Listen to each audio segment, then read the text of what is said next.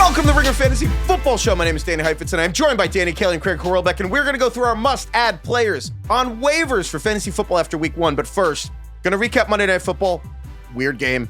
Going to yell about Caleb Williams, JJ McCarthy. Going to go through all our waiver picks because a lot of important players happen, or important players that change your season get added after week 1.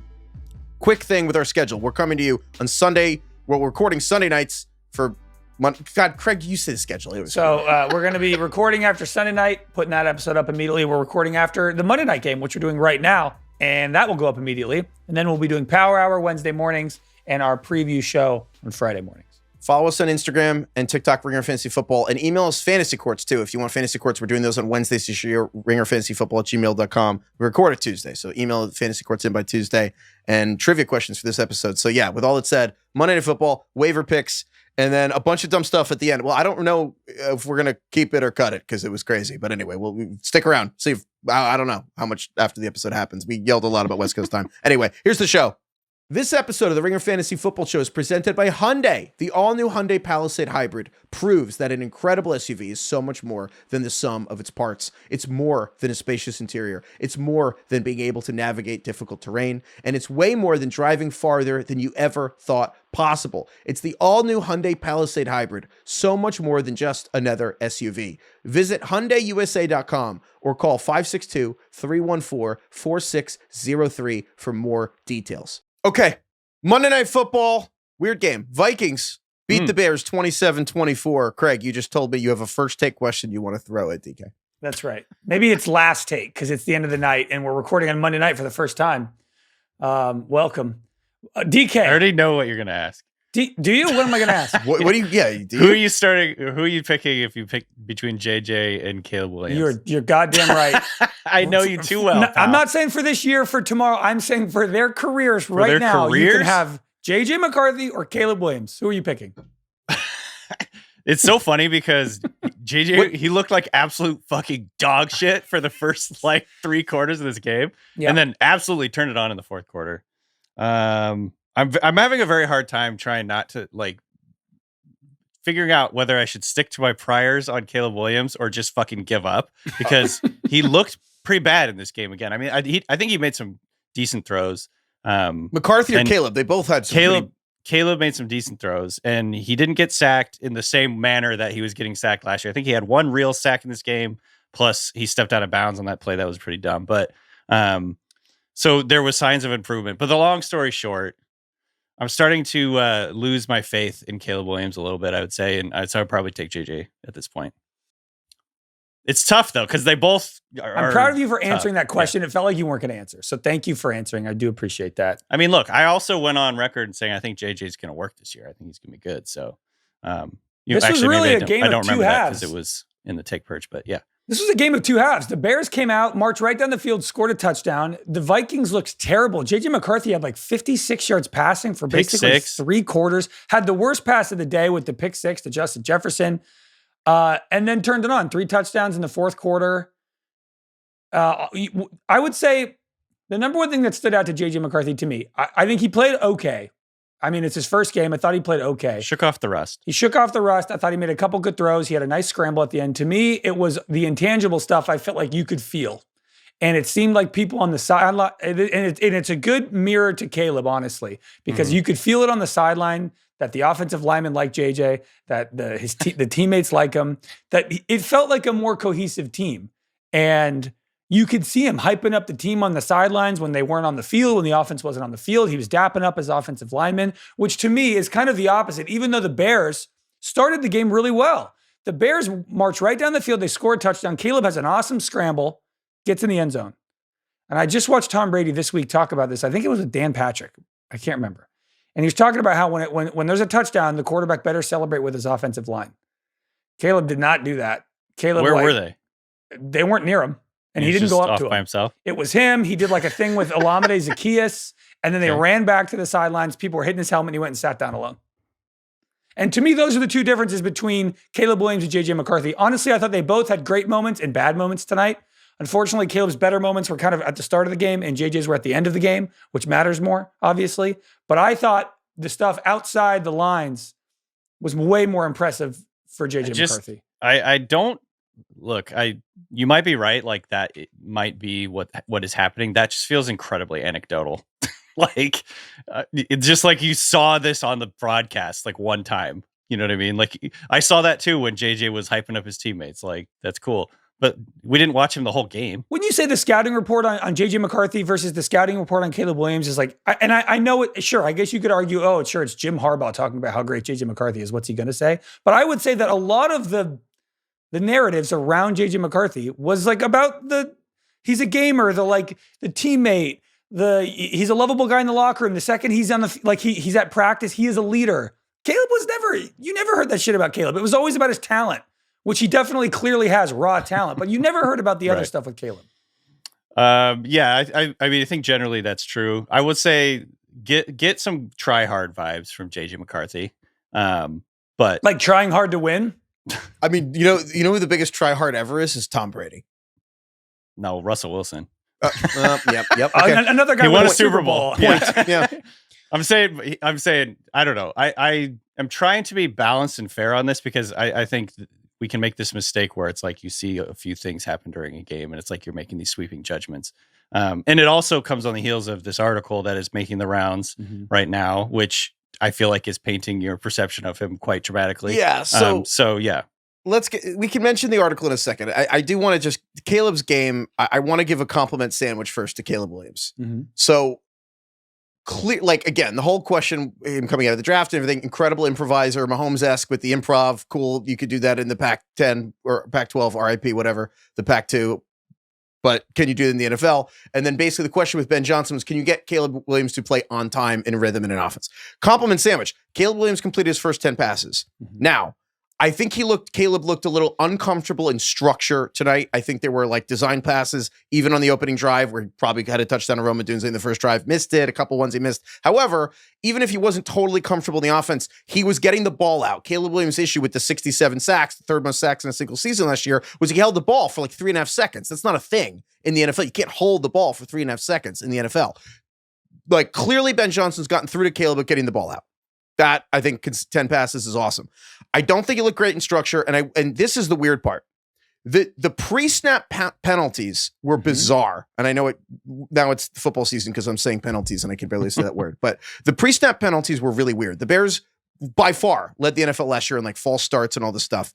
Caleb tonight, they had 4 false starts in the first half, which is just bizarre. Like, they were at home. That's what you see with young quarterbacks on the road. And it wasn't the offensive line. Like, there were ones where the 2 linemen would jump off. Like, his cadence was weird.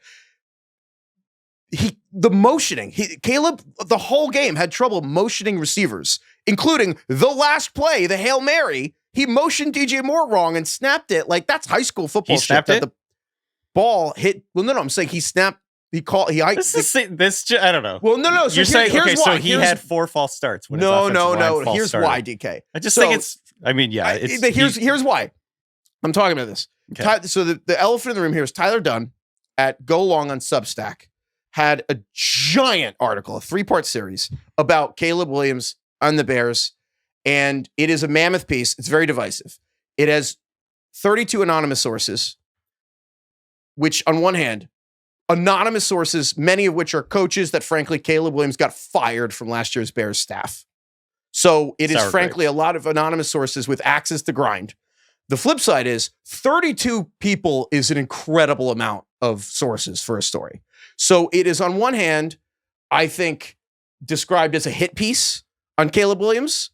On the other hand, it seems directionally correct. However, it is, I think the objective way to describe it is very much a response to Caleb's quote to the Seth Wickersham book that is coming out this month, where Caleb said he wasn't coached by the Bears last year. And incredibly, Caleb is on record in a book after his rookie year where he lost 10 games in a row and got the whole staff fired. Caleb's on record saying his offense coordinator was not coaching him. He's going to watch film. No one's helping him. I just turn the shit on. No one helps me. This article is very much, like, overtly the coach's response to the fact that Caleb threw them under the bus in a book. Was he on record, or was that what he had heard, what Seth Wickersham had heard? Caleb's on record in the book. About. Let me pull it up to make sure I don't get this shit wrong. But Caleb is on record in the book saying that he wasn't getting in the article, in the Tyler and his Dunn father article, too. The anonymous coaches basically rebuke that and say, you don't think we were fucking trying to make Caleb Williams good? Like, you can track the iPad out. You can track the tablet. Yeah. To see how much he's looking at the film. He wasn't looking at his tablet. He was on the wrong page. It's like the Jamarcus Russell thing. We gave him a blank tape and then he said he watched it. It is the epitome of there's three sides to a story. And so I don't want to take the stuff in this article as gospel. It is literally anonymous sources from people who got fired. Having said that, the anecdotes from this article are so damning. They're closer to like accusations. I can't believe how many things I wrote down that I was shocked by in this article. But the too long don't read is basically the idea that Caleb Williams is exactly what you think the first massive NIL athlete would be.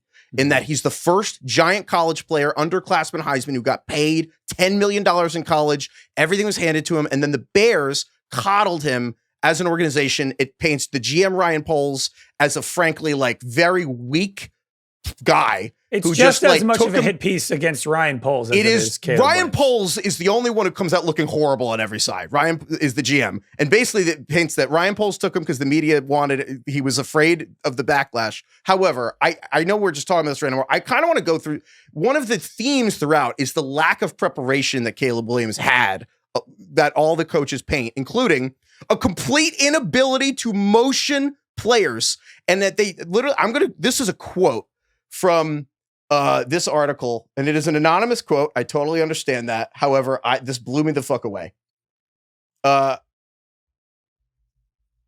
Ask anybody, one coach says, we had the worst Friday practices in the history of the NFL every Friday.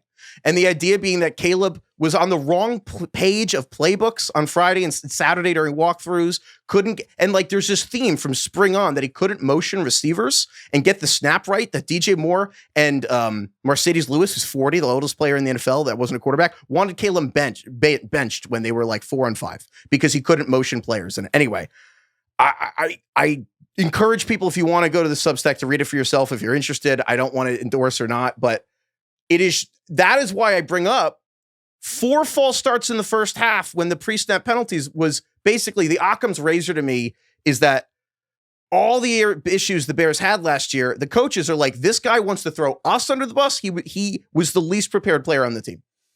It's also hard because this is week 1. Like if this was week 8, I think this would be a much more serious conversation, but it's tough, right? We have to talk about it. It's like, it's hard not to overreact. It's weird. If this was week 8, I would be very concerned. Right now, I'm like, all right, look, this is probably going to be a long process. Ben Johnson's offense is complex. Caleb has a lot to learn, and this is a Herculean effort. And if this works, Ben Johnson will be a hero in Chicago. And it's week 1, and there were moments that looked okay, and there were moments that didn't look okay. And the boring take is like, we'll see. Yes. The boring take is, it's not going to fucking happen overnight. Right? Of course not. And like, he made a couple awesome throws. Like his out of structure stuff was amazing. I thought he looked fast as shit tonight, Caleb. Yeah.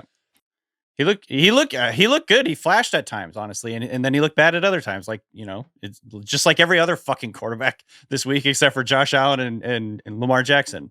So it's just like, I don't know. I feel like this whole thing has been colored very significantly by this article that came out, which, I was talking to you guys about offline. I just found the whole article pretty gross. Like the way it was written, so dramatic. It was very dramatic and hyperbolic. Over the top, like gossip, basically. And this is, nothing against the article. I just found it, nothing against the author, I should say. I just found it gross reading it because it was, I don't know, like some of the quotes were they very much smacked of like the anonymous quotes from scouts and Bob McGinn, like, oh, he's raised by women, blah, blah, blah. Like some of these quotes that have come out over the years, it's just like terrible fucking like old boomer takes on football, like young kid football players and stuff. And I'm just like, I don't know, the whole thing just felt kind of gross to me, frankly. But basically where we landed when we were talking about it is like, the truth is probably somewhere right in the middle, right? Like I don't disbelieve that this was a total fucking mess last year and that some of it had to do with Caleb Williams' preparation. I believe that part of it. I just thought some of the quotes were just like completely over the top. But I think Heifetz put it well. Like, I think it was directionally correct. I think the sentiment of the giant piece is probably accurate. Whether you get into the nitty gritty, you can probably, pick some nits, but 32 anonymous sources, Yeah, but It's a lot. Staggering number. What does that number mean? Like, who are they? We don't know who the fuck they are. It means 32 guys that like, have some source on this. Like, what does that mean to me? I'm saying it's 40,000 word story over like 3 stories, but 32 people means it's not like 4 people who were mad at Caleb Williams. It means he talked to 32 people connected to the situation, which frankly, right. It's but then really he's sharing hard. Anecdotes from one person, not like they all said this. You know what I mean? Like, I don't know. Like there was one where it was like, it was clear to everyone that he's not an alpha male. And they made you have him to the be captain. able to read like, through the lines. Like there was one that was like multiple sources indicate there's evidence that he's dyslexic. I'm like, okay. That like, part was bizarre. And it was like, and then they were blaming the source in the article was blaming polls for hiding this dyslexia from the coaches. And they're like, they knew and they didn't tell us. They didn't do anything. To be honest, that makes sense to me. But that's true though. So we don't know if Caleb Williams is dyslexic, but that is part of the article. Is the article just at Go Long says thing, just the whole part it was just ridiculous to me. I don't know. But they're claiming he's dyslexic, and honestly, it's kind of simple to me. Either that's wrong and it's kind of bizarre, it's in the article. But if you talk to 32 people, I would imagine they did due diligence.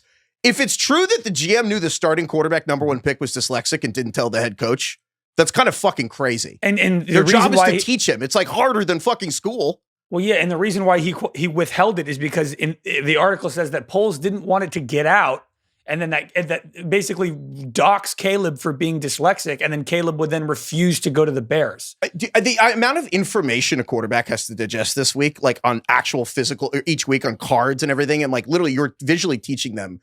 And there's an example where they're like, we had a coordinator once who's dyslexic. We don't care that he's fucking dyslexic, but they were like, instead of visually flipping cards, they just wrote left or right on it. They're like, it's an easy fix. It's just like you work with the person. Anyway, it's just the specificity adds up over time. And again, we don't even know if that's true, but if it is, that's staggering. And it's also just, at the very least, if you don't believe the Caleb character assassinations, the Bears as an organization look horrific. However, the reason we're talking about this, right? Why are we arguing about whether it's an anonymous sourced article? Here's why. I want to read one section that there's a theme, but this part, they're like this is about last season with the Bears. During one routine walkthrough the night before Chicago's rematch with Detroit, inside the team hotel, Williams flubbed 4 of the first 8 play calls. The formation was backwards, or he forgot to motion a player, or he botched a shift. We were like, oh my gosh, he still can't get the shit right. This is like after the coaches were fired. And so the point being, there's this theme from April on that Caleb can't, basically they're implying that he's not putting in enough work to actually, or maybe there's like a learning issue or whatever, but he's struggling to motion players. And the snap count, the other thing is that they killed an NFL snap count that has a color and a number, and he wanted ready, set, go, which was what the Bears did all year. And they were saying one of the offensive line issues with the Bears was that all the pass rushers knew when his fucking snap count was because they were like hands with the ready, set, go. So the point being, he simplified everything and that there were false start issues. So when the game tonight happens with a new coaching staff, and in both halves, the first false start was based on motioning a player.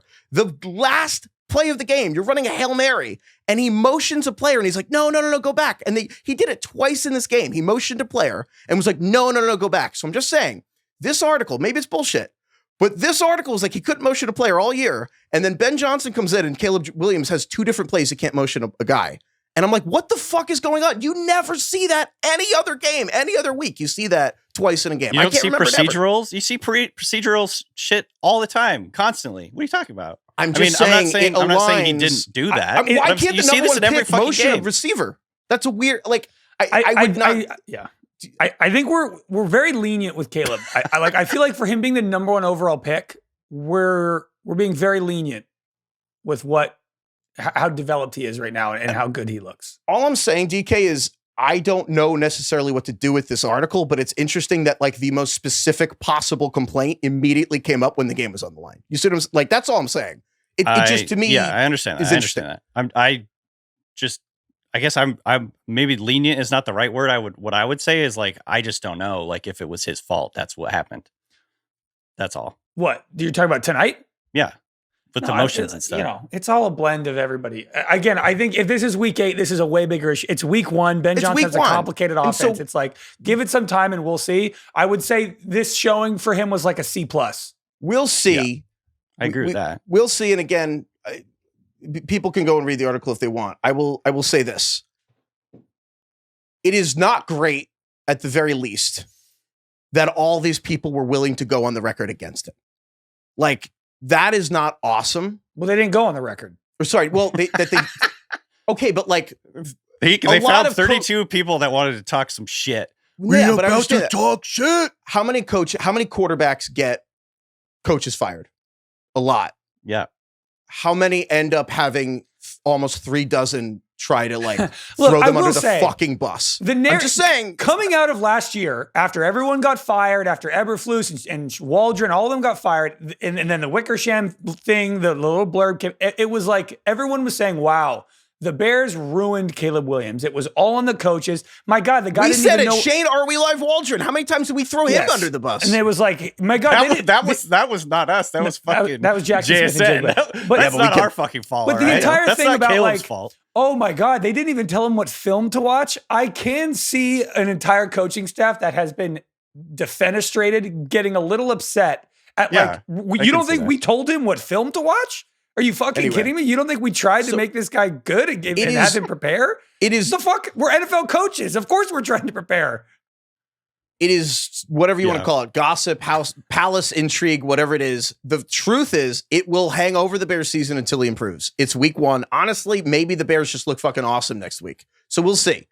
I think realistic. I would like to say, even before we all talked about this, I've already kind of given up on him. So I wanted that to be he did choose JJ McCarthy at the beginning of last take, our new segment. All that said, I was still kind of bothered by just the whole article and the bluster. That's probably, of the quadrant of do you believe in Caleb, yes or no? Do you believe this article, yes or no? The most honorable is the article's bullshit, but Caleb sucks. Like, you're trusting your eyes and your heart. It's pretty honorable. I don't know if it's bullshit. I just think it's the truth is probably somewhere in the middle. I just think I really want Caleb to be good. I think we all want him to be good. I said he'd be like Aaron Rodgers again. I loved Caleb Williams. If Tyson Bagent played tonight, and if it was like if it was Tyson Bagent that did everything that Caleb did tonight, I feel like we'd be like, yeah, that was a backup performance. That was a Tyson Bagent performance. That's pretty good. That's one of the things the article says is that DJ Moore wanted Bagent to play. Well, because apparently Bagent is like dialed in on the playbook and is very prepared and knows what he's doing. Bagent had, let's see here, 3 touchdowns, 6 picks last year, averaged 6 yards per attempt, 71 rating. It's not like he was out there fucking lighting it up either. Well, he wasn't the first overall pick. Yeah, he's supposed to be the best player of all time. But we're not, I don't know. Let's just have some context here. No, I don't. I feel like everyone wants to replace the fucking starter with the backup. That's all. I do trust Ben Johnson. When the number 1 receiver wants to do it, it's a huge fucking problem. That's Allegedly. Not a fan. Yeah. I trust Ben Johnson, and I do feel like by the end of the season, this Bears offense will be serviceable. And I also think that Vikings fans are probably very mad at us right now for not talking about how the Vikings came back and won this game. They might be mad, but they're probably loving that we're questioning the division rival should have taken JJ McCarthy. Let's be honest. Anyway. What if JJ had shaped up in the fourth quarter there? Yeah. So, okay, we're going to get now to waivers. That's all we're going to talk about. Good win by the Vikings. Great win by the Vikings. Vikings looked great. What do you want? We said McCarthy looked awesome. Kevin O'Connell dialed up an amazing second half. I thought the fourth quarter was that quarterback. McCarthy looked awesome at the end. He looked terrible in the middle. He did. We should say I'll shout out JJ McCarthy, first player since Cam Newton with 2+ passing touchdowns and 1 rushing touchdown in his NFL debut. I think it was also the first quarterback to overcome a 10-point deficit in the fourth quarter in their debut since Steve Young, which is funny to me because Steve Young is also another rookie who was like super not a rookie. Because like JJ McCarthy missed his whole year, and then Steve Young also went to, I think it was the USFL. So it's funny that that's the through line, actually. It's so funny. The last 2 games that we've watched, Bills, Ravens, and now Bears, Vikings tonight, like just complete flip-flops halfway through the game. I mean, like it was like, the Bills this year, huh? The Ravens are going to win the Super Bowl. Unstoppable, they lose. And then the first quarter of this game, I was getting many texts being like, Ben Johnson's a genius. It looks like he's doing it already. Caleb looks solid. Like the Bears are back. And then I was getting like, I'm ready to call it on JJ McCarthy. JJ McCarthy doesn't have it. The pick 6. Dude, he looked out of his depth like for a little while there. It just goes to show, one half. It's a long game. It's 4 quarters. It's a long season. Yeah. Let's settle in. As Craig said, it's pretty boring, but we'll see.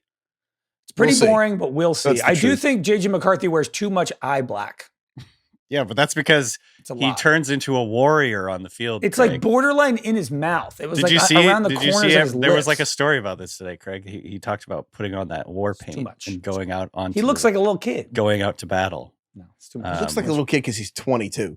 But I know, but the face paint, it's so much. It looks like it's just he needs a little less, I think. But he looked good in the fourth quarter. Good job.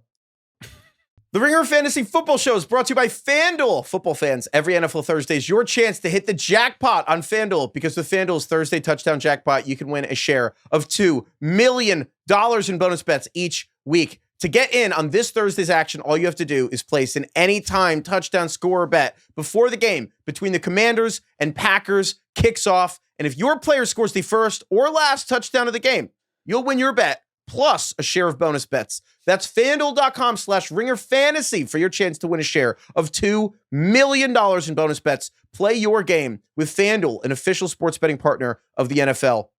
Must be 21 plus and present in select states, or 18 plus and present in DC, Kentucky, or Wyoming. Opt in. Must apply profit boost token on select market. Prize pool to be split equally among all eligible participants who made the correct first or last touchdown pick. Bonus issued as non-withdrawable bonus bets which expire 21 days after receipt. Restrictions apply. See terms at sportsbook.fanduel.com. Gambling problem? Call 1-800-GAMBLER or visit rg-help.com. Call 1-888-789-7777 or visit ccpg.org/chat in Connecticut. Okay, we're going to get to waiver ads after week 1. Yes, Craig. I was raising my hand for those listening. One quick thing before we move on. Oh no.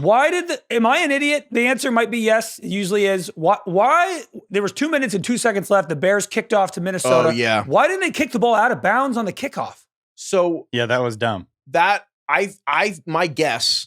So just for those who don't know, basically there was 2 minutes and 2 seconds, but the Bears had one timeout. But the way the 2-minute warning works, instead of onside, it would make sense to kick the ball out of bounds, make the Vikings run a play, 2-minute warning. Yeah. Run a second play, timeout, third down, run again. You save 40 seconds. You save get the ball play. with a minute left, you get a field goal, you could really tie the game. Yeah. I think it's really simple. I think they tried to kick it out of the bounds and the kicker couldn't do it. Well, kick it sideways. Well, I think so. They should have kicked it out of bounds. Because now the touchback's at the 35. You kick it out of bounds, the penalty is at the 40. I mean, remember that that's what I'm saying. Can he not kick it far enough? He can't just kick it out of bounds. He can't kick it diagonally out of bounds? No, I'm saying I think the process, you don't practice that kind of situation very much. And I think that their process was kick it out of bounds. They're like, all right. Like through the back of the end zone. Yeah, and I don't know if the kick, through the back of the end zone. And he didn't have the leg to do it? I think he screwed it up, because I think if they knew it was going to be close, or it's either that or they just didn't think about it enough. And sometimes things don't get communicated. And someone might have not just piped up on the radio and be like, fucking kick it out of bounds. That's a massive blunder. Massive, like massive potentially blunder. game losing. Yeah, because if they kick it out of bounds, you get the ball at the 40. Okay, bad field position. But again, first play is 2-minute warning. Second play is like 1:55. Third play takes it down. You get the ball back with like 55 seconds. Yes, as opposed to 10 or whatever. And instead, they fucked it up and they had 9 seconds, and then Caleb Williams snapped the ball into DJ Moore's face. Anyway, all right. I'm glad you're right. I just think the kicker didn't have the leg, which is embarrassing. It's Nick. I feel like kickers can always kick it out of the end zone if they want to. Is that nuts? Here's the thing. I think there's like zero chance that the kicker was unaware he should just. If the kicker just didn't know that and was like, I'll put it in the end zone, like that's crazy. That you see him kick it out of the end zone all the time. I know. Thought he could and didn't do it. Interesting. Fucked it up. Botched it. It's one of those you watch it. I think, Mike Vrabel every week for the Titans and now the Patriots has I think it's called something funny. Like, here's what the fuck up reel, or here's what not to fucking do reel.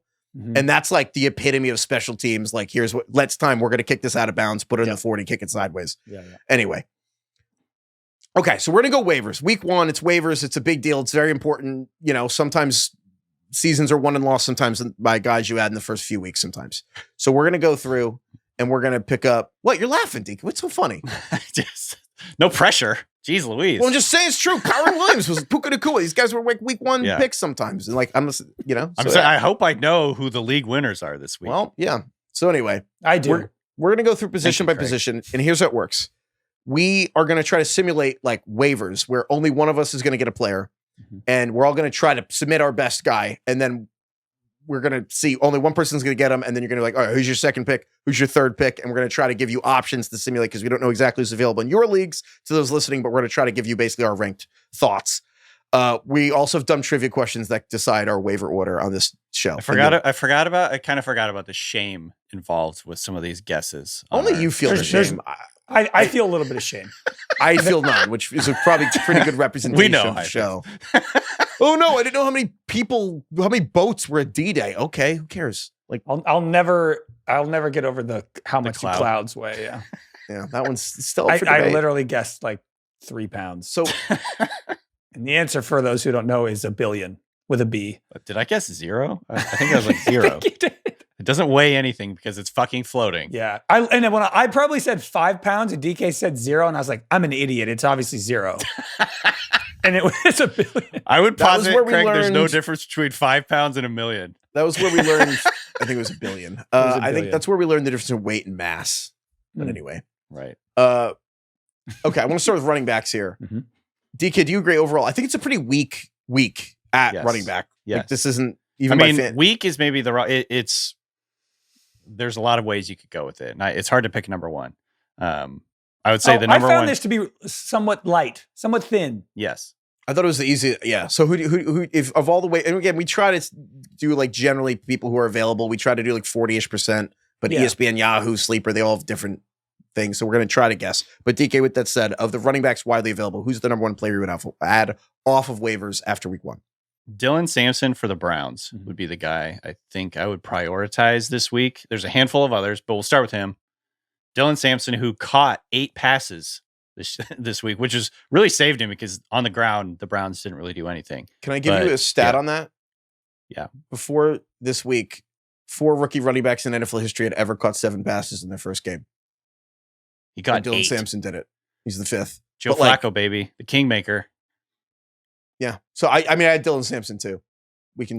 I did as well. The Browns were making an effort to get him the ball. An interesting stat is that he ran 11 fewer routes than Jerome Ford, and yet Jerome Ford had 1 target and Dylan Sampson had 8 catches. So it just goes to show you that they are looking towards him when he's running routes, when he's on the field. He also had 12 carries, so he had 20 touches. It's weird because Quinshon Judkins, the other Ohio State running back, along with Travion Henderson, who was taken in the second round, Judkins, and obviously, he had this like domestic violence allegation in July and didn't sign his contract. And he is signed this week. So he might play next week or I don't know. They probably smuggled him a playbook months ago or whatever, but like he might play next week. We don't know we have no idea what the deal is. If he's available, who's the ad?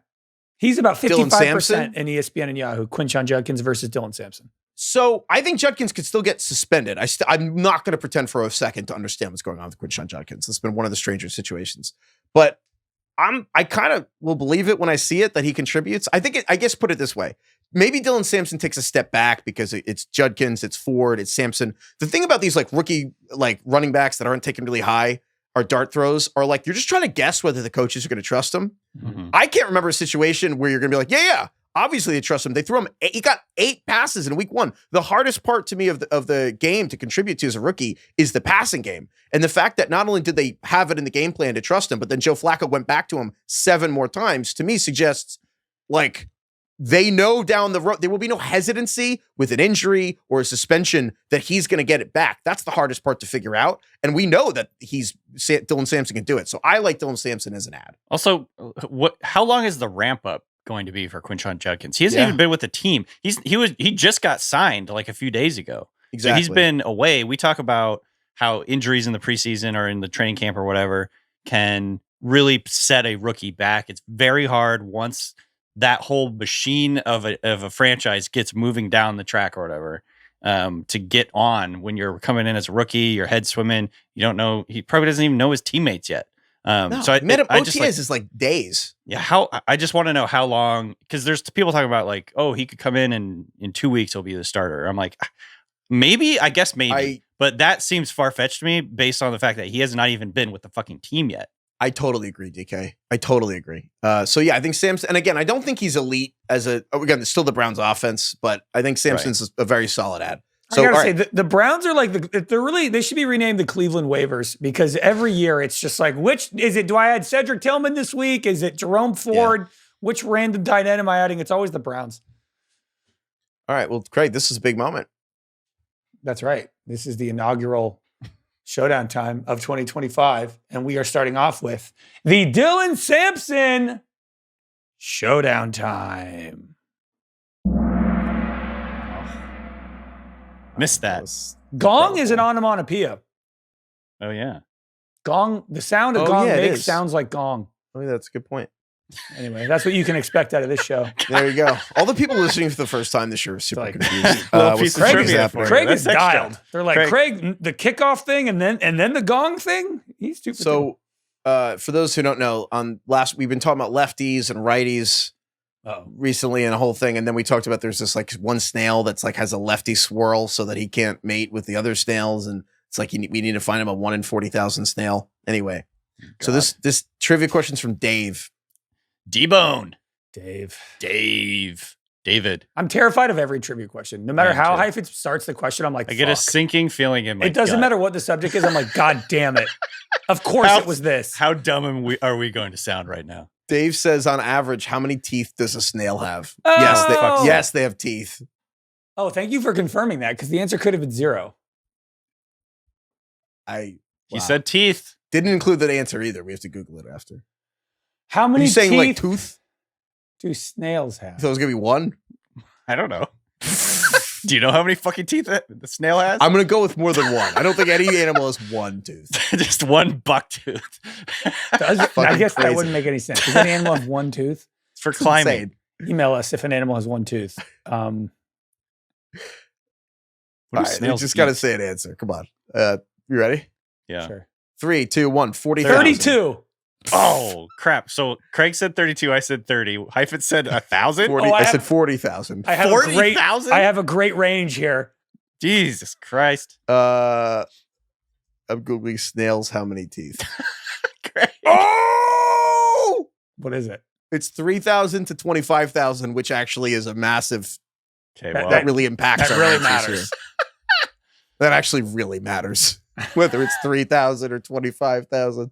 Why don't you guys Rochambeau for it or something? So wait, my Gemini estimates a range from 1,000 to 25,000.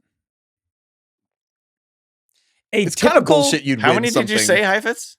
I said 40,000, which is like technically not closer to 18,000, but spiritually it's way closer. I'm annoyed the range is so wide.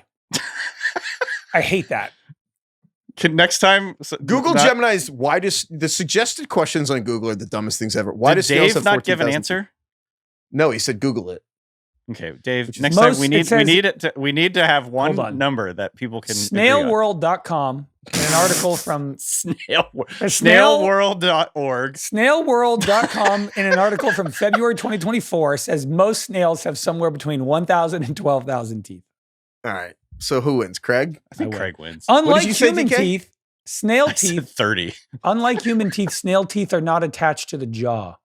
Sure. Where are they? Hold on. My dad's a dentist. He should get in the fucking snail business. Instead, they are a part of the radula, a movable ribbon-like structure covered in tiny teeth and arranged in rows. I feel like those shouldn't count as teeth. I want to look. I'm going to Google image snail teeth. You remember when you looked up baby horse hooves, maybe? Oh, I don't like this. No, don't look that up. That's insane. Okay. I don't like this. Back, we have too much to get through. Come on. All right. I'm taking Dylan Sampson. Great. You're taking Dylan Sampson. So DK gets second pick. I'm so much closer spiritually, but whatever. Oh. I feel bad even doing this. All right. Let's see.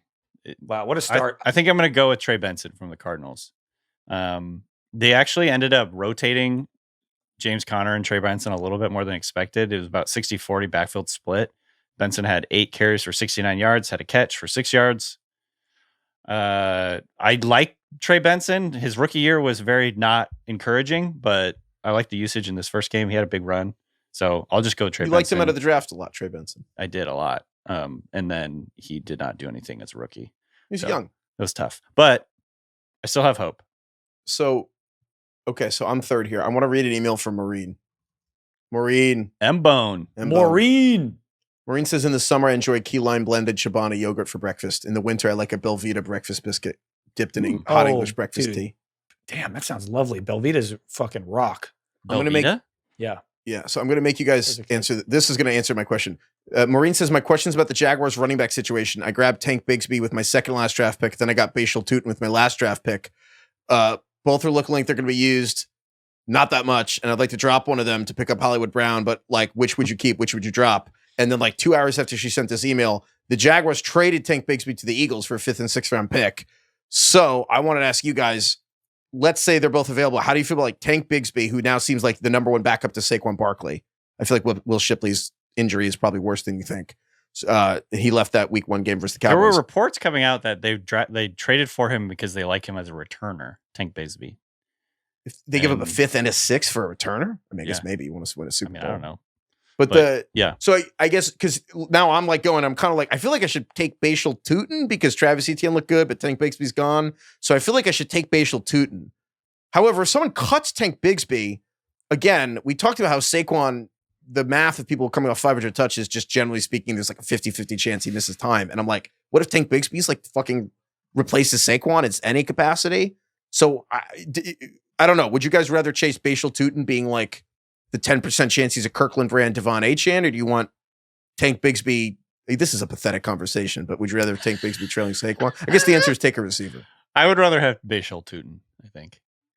And then LaQuint Allen, if put him lower on the priority, but you could grab him. He was the 3rd down back for the Jags in this one, or in the first game.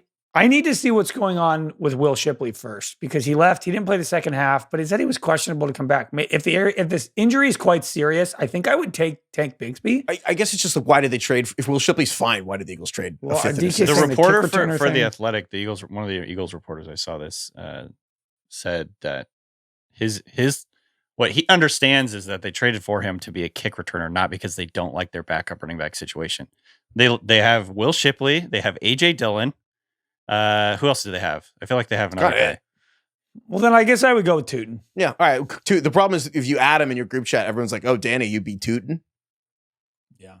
Yeah. But yeah, I'll take Bhayshul Tuten. Okay. Not a huge week for running backs. Like, I don't know. There's not that many injuries at running back yet, and there's no bye week. So I think that this is a week to get receivers, like very clearly to me. Mm-hmm. DJ Giddens for the Colts. He's like if Jonathan Taylor gets hurt, but Giddens literally like won't play until Taylor is healthy. Like, right? I mean, I feel like he got like 12 carries last week, but that was because they were up 25 points. Yeah. He barely played in the game and Kenneth Gainwell, it's like, I don't know. It's like, play some guy who's going to get 7 points a week for the Steelers. I don't know. No, I wouldn't play. I think this receiver talent's too much this week. So I think also, can you drop Caleb Johnson at this point, by the way? Speaking of the Steelers. I mean, I think so. That's a good question. I think drops are the hardest thing, honestly. And it's hard to tell people to do drops, but like, dude, I think you probably can. Hard to envision. I doubt Caleb there's another Johnson player playing on your roster that is more cuttable than Caleb Johnson right now. How many snaps did he play? He had one like carry, 2 carries, like -2 yards. Two snaps. Yeah, I don't think he's going to. I just think if it happens, it's going to be like week 10, and by then it's like, do you want to be holding on to him all year? How good is he even going to be? I don't know. He was a whiff. Okay, receivers. DK, who's your number 1 receiver entering? Well, after week 1. This one was a little harder, I would say. And Kai's going to be mad at me, but I'm going with Cedric Tillman for the Browns. Really? Who had 8 targets, 5 catches, 52 yards, a touchdown, 88% snap. So him and Judy were the 2 receivers that played primarily for the Browns. 24% first read target rate, according to Fantasy Points. So he had a lot of plays designed for him, and I think he's a good player. So kind of add all those things up, and I just it came down to between him and Quentin Johnston, and I think I trust Tillman's talent. You take both those guys over Hollywood Brown, even though Xavier Worthy has the shoulder injury. Yeah, because Xavier Worthy is now day to day. I think you could still grab Hollywood Brown. I would not like tell you not to grab him at this point because of the injury situation there, but I don't know how long that's going to last because Xavier Worthy will be back soon. Apparently. So I have a different interpretation. So again, Xavier Worthy, people have him know, got hurt in the 3rd play of the Chiefs-Chargers game on Friday. Infuriating, got a 0. Anyone who lost by like 4 or fewer points is just furious. So Worthy being day-to-day, the exact quote from Ian Rappaport was, the plan is to rehab and attempt to play with a brace rather than immediate surgery, which suggests that they considered immediate surgery, which I believe would be season-ending. So from what I understand about what a brace would be for Xavier Worthy is like a brace that would like restrict Xavier Worthy's movement, which is weirdly, if you're a linebacker, maybe easier because you can extend, but it's literally designed to prevent him from like going up above his head and grabbing a ball. It's not great. So never mind. He's already small. He was already hard for him to block. I don't think Xavier Worthy with a shoulder brace is going to be blocking very much. So I'm like, I don't know. One, are you going to be able to play Xavier Worthy in this situation? Two, how much is he going to get tackled? How much? I don't know. Like, how much is Xavier Worthy really? It sounds like he just doesn't want to be out for the season, and then he'll play a few games and be out for the season. So I don't know. Hollywood Brown had 16 targets and 99 yards. And again, maybe I'm wrong. Like DK, I mean, Cedric Tillman's really talented, and Joe Flacco does complete a ton of passes if you're in PPR. Joe Flacco is like strangely competent for fantasy. Yeah, you know what I mean. He's like a less exciting version of James he's old Winston. school. He never runs. Yeah. He has a cannon of an arm, and he just rips it. But we almost, and again, it's a weird situation where I think Hollywood just immediately absorbed his role in Xavier Worthy. But overall, I'm just like 16 targets on a Chiefs team that has very little options. Where Rashee Rice, like I feel like you're getting at least 5 weeks of Rashee Rice out. I think Worthy will eventually be out. I'm like, I don't hate the Hollywood Brown one. To be clear, I just think I don't know. Tillman's more. I feel like it's more viable longer term throughout the rest of the season. I guess maybe this is what the discussion to have is like, do you need to fill in next week? Well, and the other thing in your favor, it's not like Hollywood Brown's had the most durable career. It's like he could literally have 40 targets. He could lead the NFL in fantasy points next week and then be hurt again. Like he's also kind of fragile. Craig, who did you pick? Hollywood Brown. The quote from Andy Reid was like the words day by day were in the quote. So I feel like they can say he's day by day, but the full quote from Andy Reid is, we'll just see where it goes day by day here. That's a coach trick. That's a coach trick. Shout out the Coach Speak Index. In front of the other. Shout out the Coach Speak Index, which is a great thing that watches every press conference. They point this out. So day to day is an injury update. Day by day is an approach to life. And they say day by day to just hope the reporters tweet day to day. Yeah.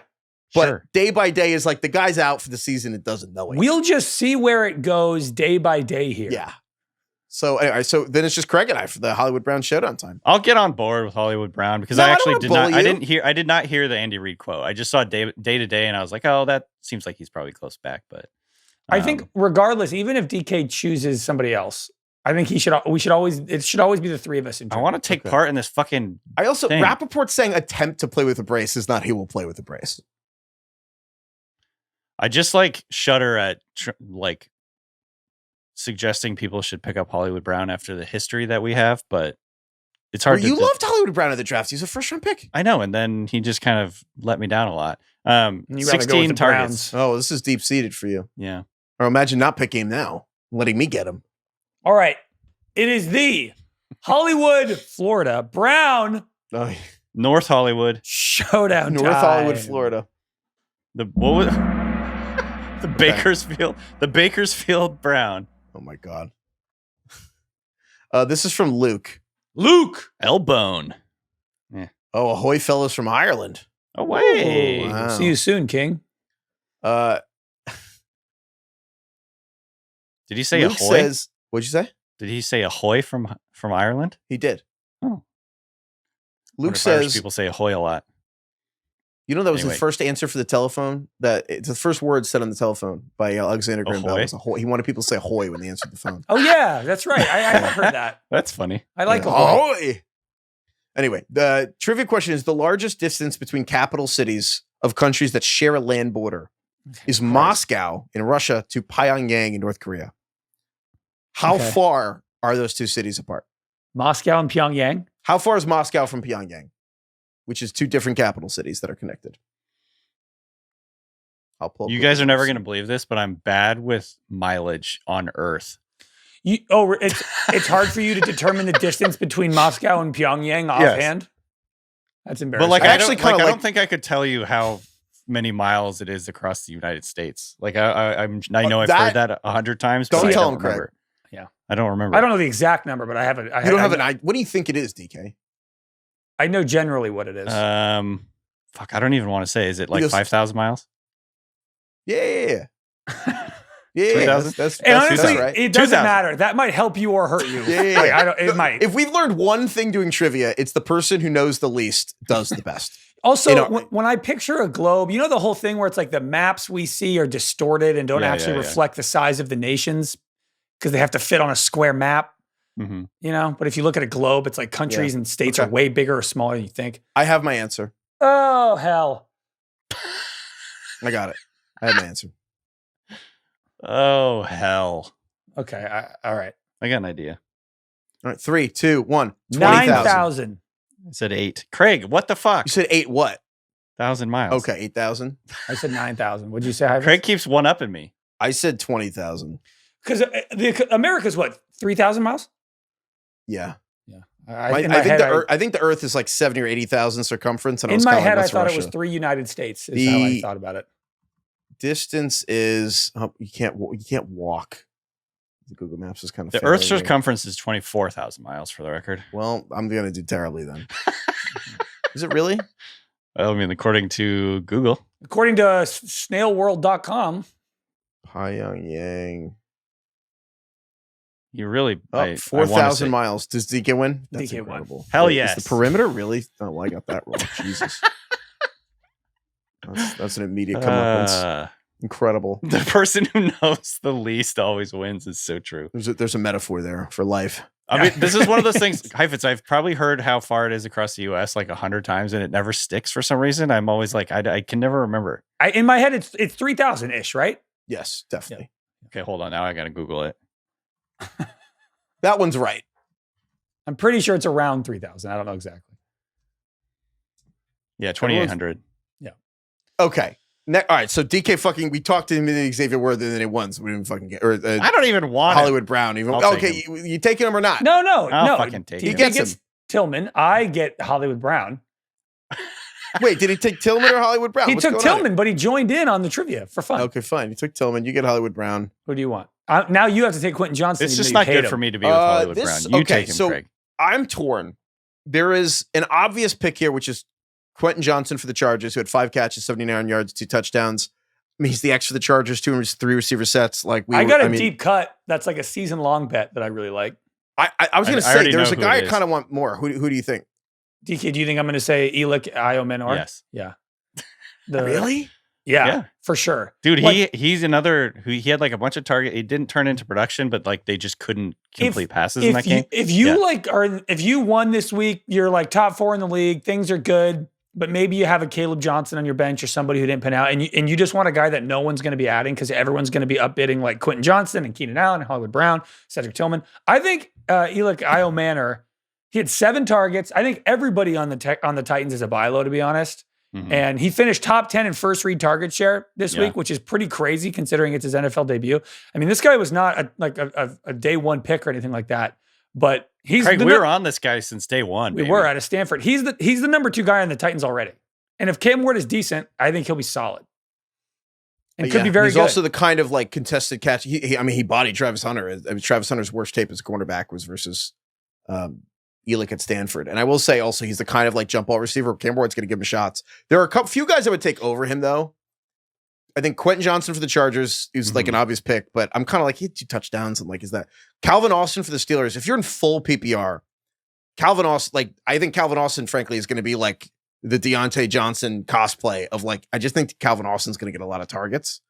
He's clearly the number 2 guy for the Pittsburgh. But you know the guy I'm wondering about of like, are you going to say Kayshon Boutte? Kayshon Boutte for the Patriots, who is, his name Boutte. It's kind of funny. He's a very talented player at LSU that frankly fell to the 6th round a couple years ago because of a litany of rumors that we will not say out loud on this show.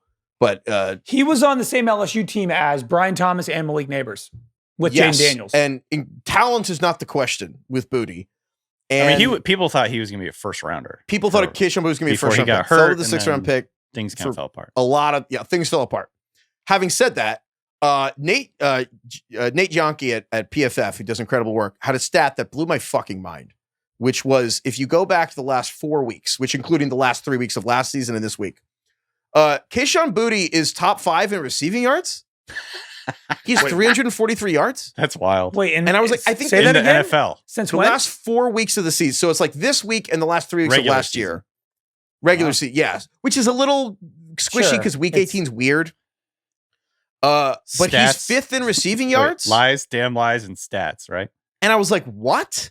And I will say, Drake May, I think, just trusts him. Yeah. I think Drake may trust them. And the other thing is, the reason the Patriots signed Stephon Diggs was in theory to beat man coverage, and the Patriots don't have a man coverage beater, and that's why one of the reasons the offense sucked last year.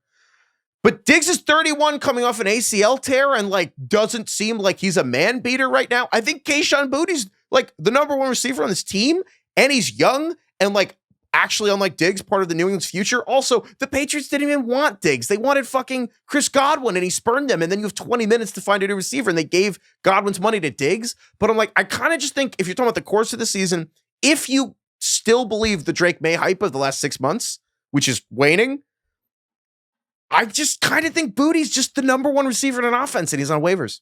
I don't disagree with this. I actually had Boutte like ahead of Iomanor on my rankings. I just wanted to shout out a more deep cut, but I totally agree with this.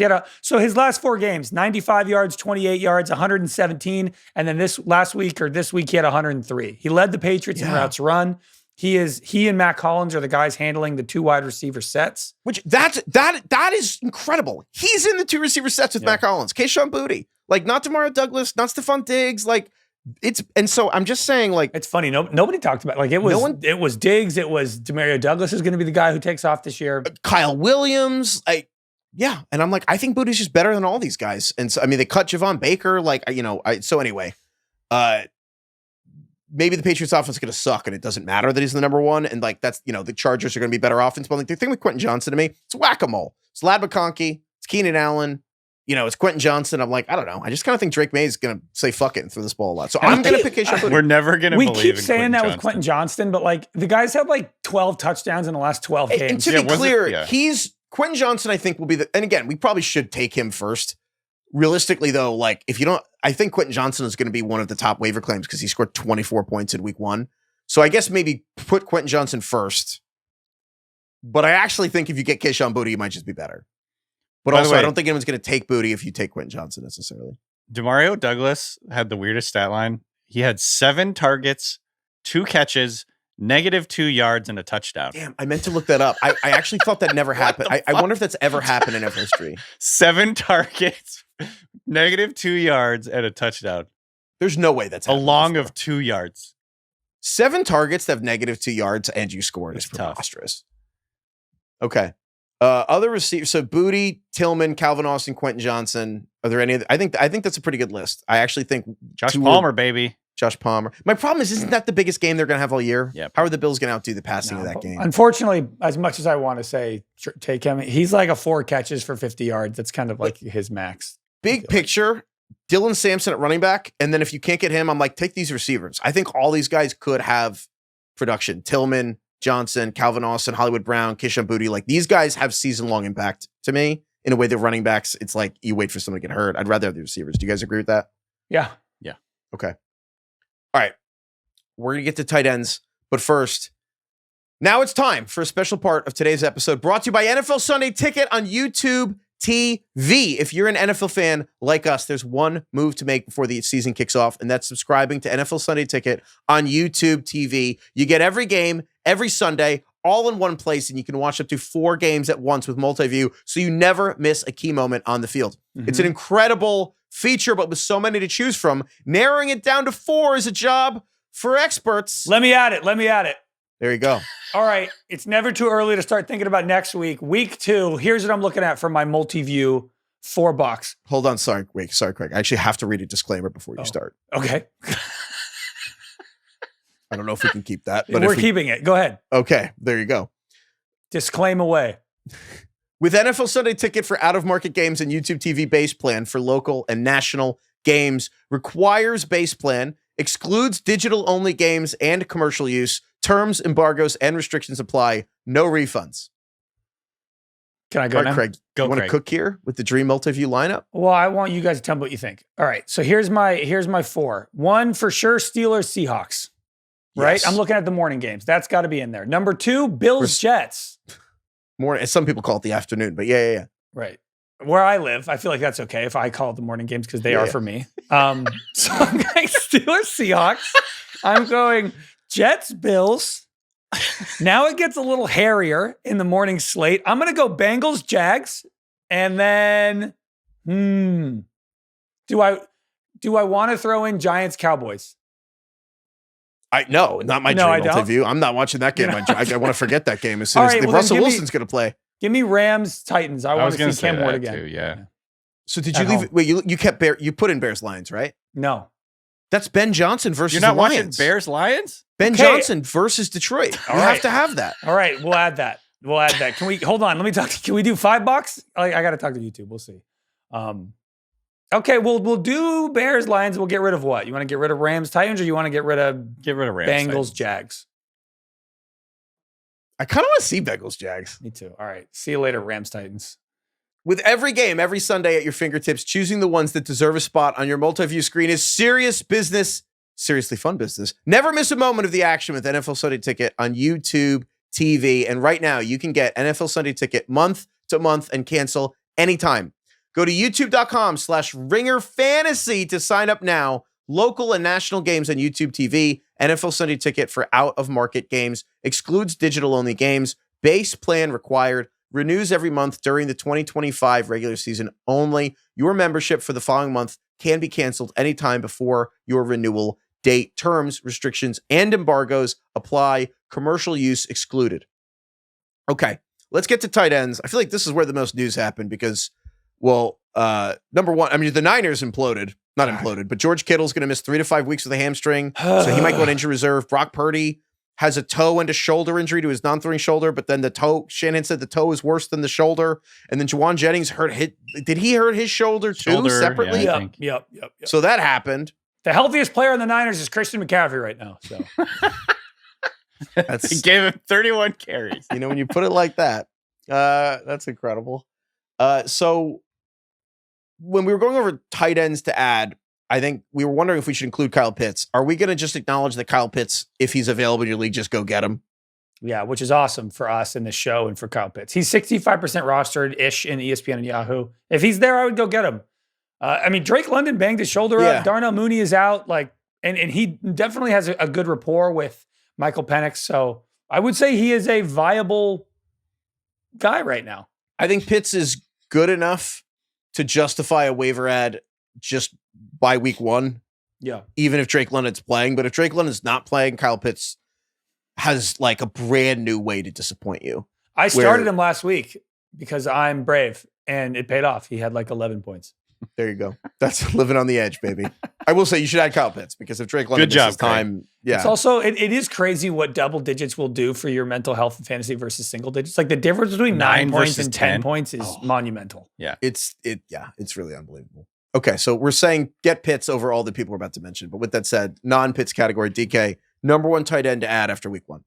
Harold Fanin Jr. of the Browns, number 44. What is with that? He changed from 88 to 44. I like that. But he cut himself in half? He's doing fullback stuff. They line him up all over the formation. He was a primary target on a lot of plays for the Browns. They schemed up ways to get him the ball. Team high 9 targets plus a rush attempt.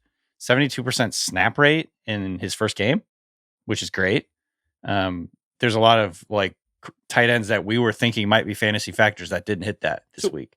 So I think he's definitely at the top of my list. Well, Harold Fanin, I mentioned that one tight end had ever had 7 catches in their debut ever, and then 2 did it on Sunday. Tyler Warren and Harold Fanin. DK, can you remind people about Harold Fanin's ridiculous college profile? He came out of Bowling Green. Hold on, maybe I'm doing it, maybe I'm wrong, but he lead college football in catches? Yes. This last year, which is wild. Not tight ends, just players. Yeah, all players in catches. He is a tweener. He's a little bit on the smaller side for a tight end, 6'3", 240 or whatever. So he's not a prototypical tight end. I think there were question marks about that in terms of where he lands, where's he going to fit in. When he was drafted by the Browns, I think people were pretty bummed because it was, David Njoku's already there. Now he's going to be in a platoon playing tight end, but essentially he is playing the 3rd wide receiver position for the Browns right now. He's kind of like a hybrid, a movable joker piece, if you will, or a movable chess piece. So and I think the other thing too is like he wasn't. He I'm didn't. sorry. Ever since Riley pointed out that all chess pieces move, I know. I've been saying that for years. A movable chess piece. All chess pieces are movable. Yeah. And also saying that with Joker is that redundant or like what? It's also mixed metaphors. Jokers are not in chess. Well, I meant movable chess piece because that's like an expression. DK admitting he doesn't know how to play chess after using that metaphor for 7 years was awesome. You do not know how to play chess? I mean, like basics. Yeah. Okay. We can move the pieces. I would not say I know how to play chess. Like really. if you and I sat down. No, not really. Queen's Gambit style. You would need to tell me the rules. Okay. And then I would get really bored immediately and be like, all right, maybe let's just not do this. That's very un-40-something of you that I know how to play chess and you don't. I feel like you should be teaching me chess. So, but I can't sit through the rule explanation on anything. It's too long. I'm too old. I need to be scrolling. Can I scroll while I play? DK, I kind of think Harold Fanin too. So it's weird because on one hand, this could obviously be a mirage because they played the Bengals. Bengals defense sucks. Logan Wilson, who's a linebacker for the Bengals, went out during the game, and part of me thinks that might just be it, and it's random. But I'm also like, this never happens. Like, and again, the Browns, like that's a combined 15 catches to rookies in their debut, which is weird. But also, literally, this guy led college football in catch. I think Harold Fanin's the epitome of a player that even 7 or 8 years ago, if he came out of college, just the NFL wouldn't know what to do with him. Mm-hmm. And now I'm like, the NFL knows what to do with him. And even if like the Browns are playing the Ravens this week, I don't know if you should play Harold Fanin this week for George Kittle. However, if Harold Fanin plays well versus the Ravens, I kind of think Harold Fanin could just be, I mean, honestly, one of the biggest pickups of the year. Like, what if Harold Fanin's just a top 7 tight end all year, just racking up catches and yards, just like he did in college? And the fact that a team is willing to use him immediately when you're like second round, the Seahawks took Elijah Roy in the second round. What did he do on Sunday? He had one catch. Like, I'm just saying, Terrence Ferguson, did he even play a snap on offense for the Rams on Sunday? Like, these are top 50 picks in the draft. Like, the Browns using a guy all game and just saying David Njoku, who was a former first-round pick, being like, yeah, we're going to use you, like, equally immediately. It's just, that, like, never happens. I know, this has been the dream for Isaiah Likely this is year 3 now. We were just, like, hoping they finally play him a lot. It's like, how many times has Isaiah Likely had 7 catches in one game? No, it's like that's the case for and against Harold Fanin. You're right. It never happens that you have 7 catches in a game as the number 2 tight end. But I guess that could be the case for why maybe. But he's done it 100% of his games. He's done it 100% of the time. But it is quite rare for a team to have 2 viable fantasy tight ends. It's basically like Gronk and Aaron Hernandez, and then it's like, I guess Mark Andrews and Isaiah Likely a couple times. That is true, and that is the downside. The flip side is, what if they just trade David Njoku in like 3 weeks? That's what I was going to say. That's very fair. Wheels up. So you might have to. So it's weird because honestly, and Njoku was in the last year of his contract. Yes, exactly. Yeah, good point. So a super possible thing is you pick up Harold Fanin. Yeah. He does nothing. You feel like an idiot because he's a rookie backup tight end. Then you cut him. Then the Browns trade David Njoku, and then Harold Fanin's a top 4 tight end in the rest of the season. That's like a super possible thing. Totally. And we do know that look at what Flacco has done with Njoku. He is a top 5 guy with Flacco. Yeah. So with that said, I don't know if Harold Fanin's a good George Kittle replacement, but he could be if you think you have a good team, could be an incredible piece. So I do endorse that, DK. All Craig, right. Is that you picked? Thank you. It is. It is the Harold Fanin Jr. We have 2 rookies on the Browns, man. What the fuck is wrong with us? Showdown time. What? Aren't we supposed to be experts? Dude, we almost had 3 Browns. We almost went Dylan Sampson, Cedric Tillman, and Harold Fanin. Aren't we supposed to be like, we spend all day on this to be like, yeah, Browns, I guess. Beggars can't playing be the Ravens. All right. All of the Browns. Jesus God, I can't believe people didn't draft Browns because it's the Browns. That's why they're on the waivers. Pretty embarrassing though. Right. No, but yeah, it is gonna work. All right, so right, I need a trivia question. Be gentle. I'm delicate. Yeah, that's what the snail teeth are for. This is for Craig. Great. I'm gonna get this is from Mike. Mikey M-Bone. Mickey. Of the 16 surely delicious items on the Applebee's Anytizer menu. Wait, there really is an Anytizer menu? Yeah, dude. Actually, it's the appetizer. No, new chicken parm quesadilla dip. Please, someone send us 2 truths and a lie for Anytizers. Please. A chicken parm quesadilla sounds good. Craig, you combined my 2 favorite foods.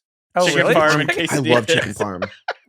I think it was I a don't know. death row. Chicken parm is definitely not my second favorite food. I go but chicken parm, chicken wings up on there. the death row. Chicken parm, quesadilla sounds great. Yeah, it does. I'll eat that. That needs to happen. Someone get on that. Applebee's, get on that. Applebee's. How high are you? Where is guys? Applebee's? Can someone from Applebee's contact us for once? My God.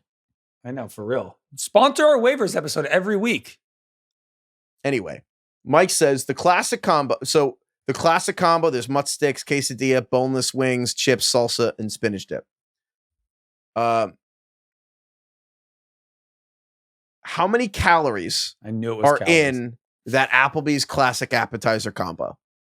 Mozzarella. Wait, no. Am I reading this right? Yeah. How many calories are in the Applebee's classic appetizer combo?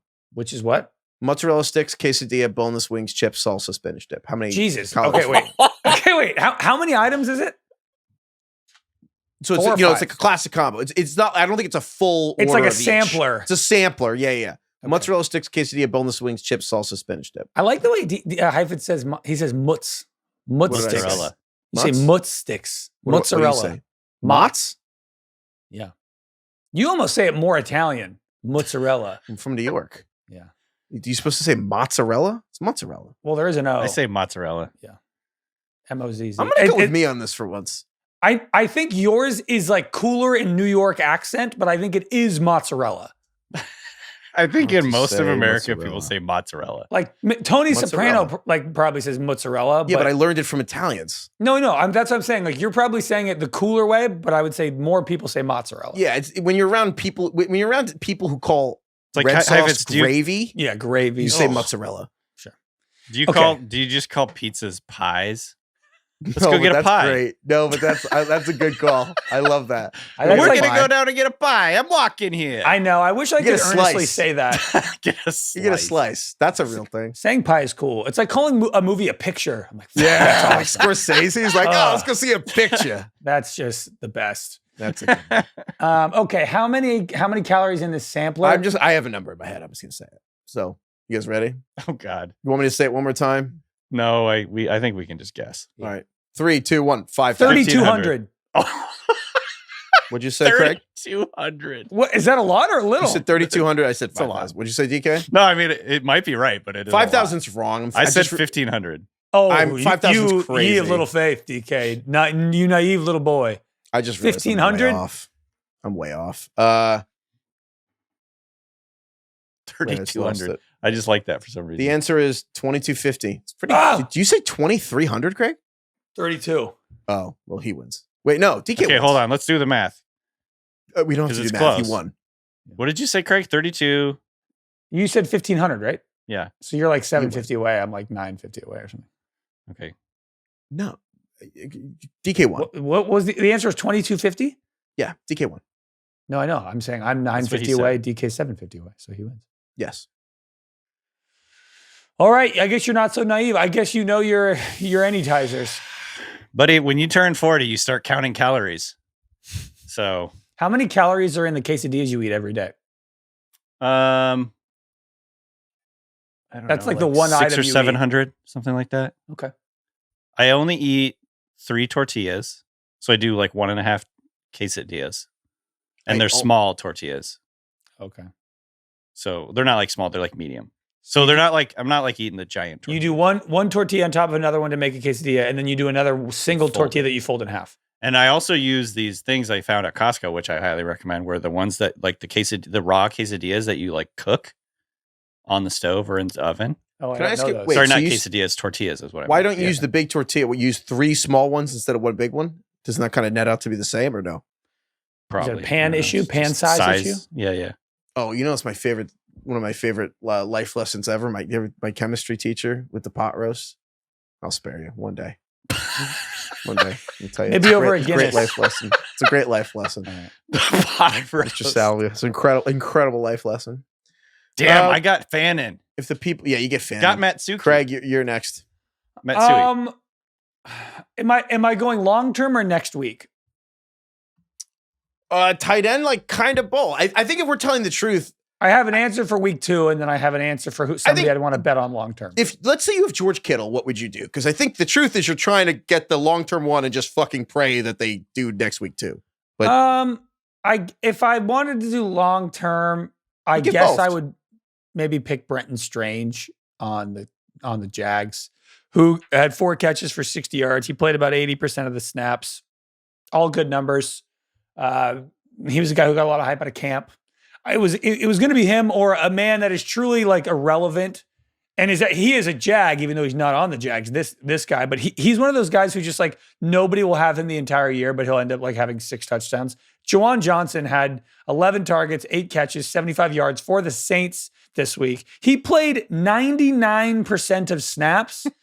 And it's because they forgot about him out there. They forgot to take him out. How dare you say he's a Jag? It's because also Foster Jag means Moreau, just a guy. It's like a football slur. Yeah. It's because he played so much because Taysom Hill's on PUP and Foster Moreau, their other tight end, is on PUP. So for a month, Juwan Johnson might be like a top 10 tight end. I like Johnson. That's a good pick. 11 targets. I will say, though, I actually want to retroactively go and take Brenton Strange instead of Harold Fanin because I'm realizing it's funny, Craig. I think Brenton Strange could be a season-long guy, but I think if you told me one of these guys is going to be the number 1 tight end next week, Brenton Strange, because you know who the Jaguars play this week? Cincinnati. You know who the Browns played last week? Cincinnati. And Logan Wilson. I know. So I'm just saying, Logan Wilson, again, the Bengals defense, which is bad, lost Logan Wilson. I don't know exactly how long he's going to be out, but I'm like, if you're the Jaguars, you're like, yeah, Brenton Strange, like deal with Thomas and Hunter or whatever, and then you're like, Brenton Strange is probably going to cook him. So I think Brenton Strange, and also he's just good. Well, I picked him, so sucks for you. I thought you took fucking Juwan Johnson. No, I said I wanted just threw out Juwan Johnson. Fuck. Any Tizers, any tight end. I screwed that up. All right, Juwan Johnson. Are you taking Juwan? Yeah, I guess so. It's a fine pick. I also think Zach Ertz just keeps catching touchdowns and probably will till eternity. Jonnu Smith, funnily enough, went to the Steelers and then they threw him a touchdown. I'm like, I don't know. He had 15 yards and yet he had 6 targets, and I don't really want him though. But Arthur Smith loves that guy. I know he does. But I kind of the other one is Michael May. So Brock Bowers got hurt, but it seems like he wanted to go back in, and I think he's fine. If Brock Bowers was out, Michael Mayer, who was a very high 2nd round pick a couple years ago, who I loved out of college and had a couple tough years in the NFL, but I think he looks way better than he's ever looked in the NFL. The Raiders are running a ton of 2 tight end sets. I think Michael Mayer will have some serviceable weeks, but if Brock Bowers is out, I think Michael Mayer is like pretty good tight end in fantasy. I'm like, I think he's going to have a good NFL career, hopefully. So Mason Taylor for the Jets also, by the way, played 88% of the snaps. He only had 1 catch in this game, but any rookie has a high ankle sprain in camp. I'm kind of like, well, that's not. He got a lot of really good buzz in camp, and there was people talking about how he's eventually going to be just the number 2 receiver in this team. So he's like a stash more than don't play him this next week, but keep an eye on him. Yeah. So to be clear, we're like, if Kyle Pitts is available, get him. Harold Fanin is like a crazy Harold Fanin's like a home run swing that you're probably going to strike out, but it's a truly for the fences. I think Brenton Strange is like the most. If you need someone this week and hopefully he's good later, I think it's Brenton Strange. To Craig's point, Juwan Johnson is probably like a cheat code for a month or whatever. Don't watch him play. And then Michael Mayer, if Bowers gets hurt. Honestly, if you don't like checking your lineup, and you have Brock Bowers, you could just add Michael Mayer. If you're not the kind of person who loves, I guess you wouldn't be listening to the show if you don't like waivers. Okay. Quickly, quarterback. I was going to fly through this, but now Brock Purdy's injured. So I'm like, freaking Mac Jones for the Niners is going to be the backup quarterback, which to go all the way back to the Trey Lance trade where the Niners took Trey Lance. Kyle Shanahan wanted Mac Jones, and then he was convinced by, I think, John Lynch and other people in the Niners to take Trey Lance. And now, if Brock Purdy misses time, Mac Jones is the backup quarterback for the Niners. We're going to see Kyle Shanahan and Mac Jones, which is incredible. However, if Brock Purdy is out, I assume the guys we would want are Daniel Jones. Probably want the 30 points. I think Michael Penix is the rushing. Daniel Jones will be there all year. Michael Penix is going to rip passes all year. For sure, Penix. I think those are the 2 guys. Yeah. And then I will say, got a lot of Daniel Jones trade request, like people trying to offload Daniel Jones this week. Yes, a lot of people selling. Yeah, which always annoys me a little. It's like, here, you take this guy. We should rank Give annoying me something things people totally do in unreasonable for this guy who's sucked other than this one game. Yeah. I mean, I will say the other person, I think Jackson Dart, who, again, I don't know if he's going to be awesome for the Giants, but I do think he's going to run a lot. if the Giants start 0-3, I don't think Russell Wilson's getting a fourth start. He's going to play for the Cowboys 0-2. We're going to wish cast this into existence. Well, you hear all the stats. Like Brian Dable, like literally all the stats of like, well, if you start 0-2, you have like an 11% chance to make the playoffs. 0-3 is like 4%. The Giants were like, we should probably be competitive. If you literally start out competing for the number one pick, what the fuck is Russell Wilson playing for? I think it's Brian Dable's going to get fired mid-season. Yeah. After 0-6. I mean, I'm holding on to Dart in our Ringer League. So yeah, for that reason. But I think Jones and Penix. Yeah. Defenses, I have a lot of thoughts here. If they're available for whatever reason, the Seahawks. Like, if the Seahawks are available, go get them. I think a couple teams are weirdly available right now. The Bills defense is very available. I think a lot of people drafted them, saw they played the Ravens in week 1 and then cut the Bills. So I think the Bills are available in some more leagues than you would think. The Bills' next 4 games are Jets, Dolphins, Saints, Patriots, Falcons, bye-week Panthers. I will say again, Jets with Fields, Dolphins, Saints, like the Bills' defense, I think that could be great. Packers, same thing. I think a lot of people cut the Packers because they played Detroit. They have Micah Parsons, like the defensive coordinator for the Packers, Jeff Hafley. Like I think Packers defense looks great. That doesn't need explanation. Tampa plays Houston in week 2. Houston's offensive line sucks. Like it sucks. It's just a mess again. Like who could have seen this coming? Yeah, people got hurt. They can't block anyone. Can I shout out one? The Rams are playing the Titans. The Rams just kind of locked up CJ Stroud and Nico Collins, and now they are playing Cam Ward. And weirdly, I think the Titans' offensive line is better than Houston's, but Cam Ward is still ripping passes and is going to still, I think, the Rams versus that one's great. Titans defense line, the Titans is way better than, the Rams, both guards have ankle injuries. I don't know if they're going to play, but Steve Avila and, oh God, I'm blanking on the other Rams guard. Oh no. Who's the other Rams guard? It's not Jonah Jackson. It's Shelton Coleman. Bo Limmer. I don't know. I keep forgetting. Same. I'm totally blanking. Oh, Kevin Dotson. Yeah, Kevin Dotson. Yeah, that should give him a lot of money. Kevin Dotson and Steve Avila both have ankle injuries. And then this is also with Alaric Jackson having weird health issues all year with blood clots. So it's like the Titans defensive line, Jeffrey Simmons looked unbelievable. And the Broncos offensive line's good. So the Rams, I'm just saying the Titans, Stafford can't move. Is it bad? I'm worried. I'm like, man, the Bills are playing the Jets. Jets are kind of hard to defend. I'm already starting to do I really want to play a defense against the Jets? I will say after that, they play the Dolphins. Nervous. And sorry to Carlos, whose birthday was yesterday now, because today, but now it's 1 a.m. here. I guess on the West Coast, it's still Carlos' birthday. Happy birthday, Carlos. The Dolphins. Where he lives. Yeah, where he lives. Yeah. As you guys would say, where I am. He's like, well, it's not Carlos's birthday anymore. I'm like, well, where he lives, it is. Yeah. Well, I remembered that in the middle of my sentence. See what I did there? I applied context.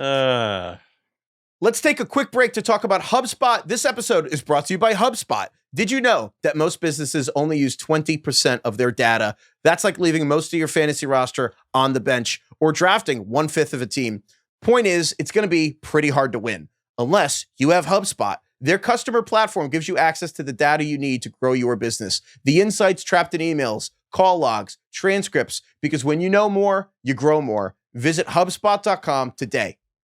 This is so hyper aware. The time zone thing is because you guys, everything I do is catering to you guys in the fucking West Coast. And every now and then, where the company's headquarters are. You moved to the East Coast. But when it comes to the games, 85% of people aren't on the fucking West Coast.